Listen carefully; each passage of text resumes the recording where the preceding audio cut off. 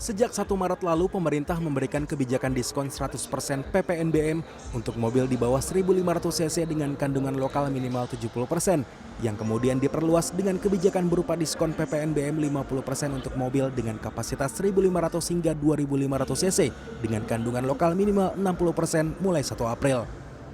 Kebijakan tersebut mendorong penjualan mobil di tanah air yang menurun pada 2020 akibat pandemi COVID-19.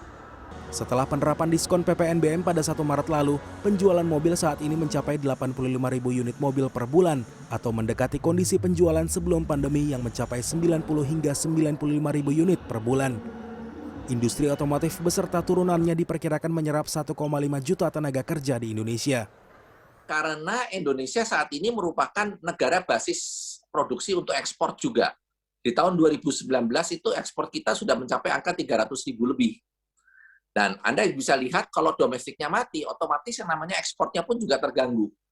Nah ini jadi penghasilan devisa buat negara pun juga terganggu. Dan ini berbahaya karena bisa di-replace oleh perusahaan-perusahaan sejenis di luar negeri, apakah dari Thailand, dari Malaysia.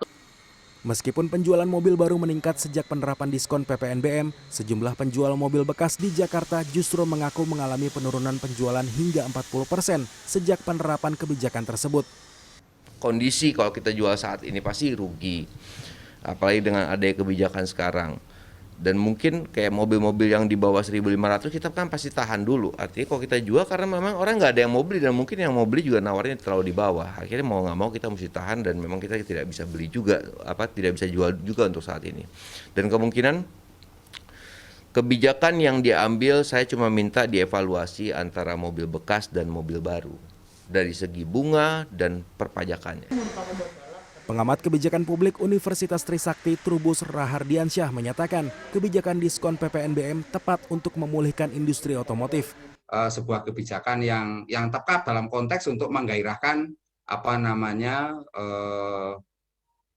geliat pasar mobil otomotif ya, terutama kaitannya dengan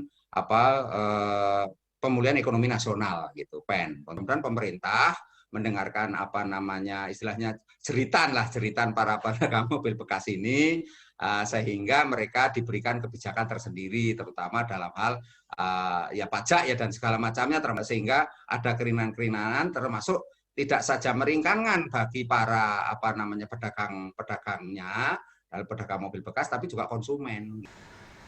Kebijakan diskon PPNBM 100% mobil baru kendaraan di bawah 1.500 cc akan diterapkan hingga Mei mendatang.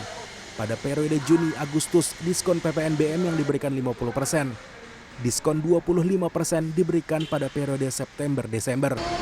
Untuk kendaraan kapasitas 1.500 hingga 2.500 cc, diskon PPNBM yang diberikan sebesar 50% periode April-Agustus dan 25% pada September-Desember. Edi Dwiryanto, Julian Asrinur.